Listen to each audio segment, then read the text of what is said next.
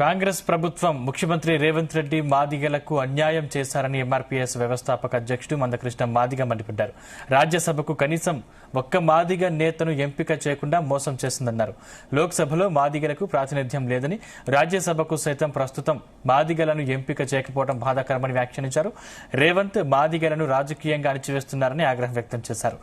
ఉమ్మడి ఆంధ్రప్రదేశ్లో మాదిగలకు లోక్సభ, రాజ్యసభల్లో ప్రాతినిధ్యం ఉన్నప్పటికీ రేవంత్ సర్కార్లో వివక్షకు గురవుతున్నారని మందకృష్ణ మాదిగ మండిపడ్డారు. లాకప్ డెత్లో మాదిగ బిడ్డ కర్ల రాజేష్ చనిపోవడంలో పోలీసుల పాత్ర ఉందని, వారు చిత్రహింసలకు గురిచేసి చంపారని ఆరోపించారు.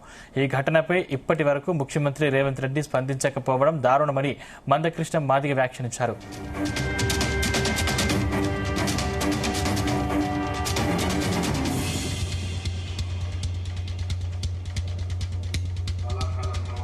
కాంగ్రెస్ సహజ నైజం,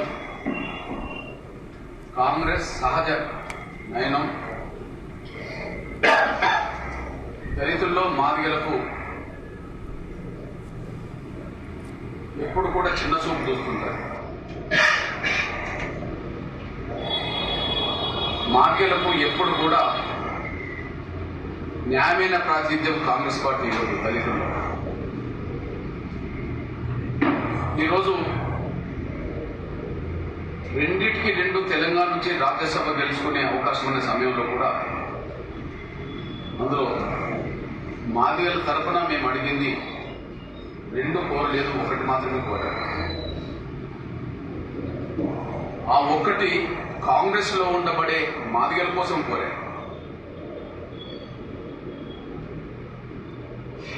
సీనియర్ నాయకుడిగా ఉండబడే సంపత్ కావచ్చు,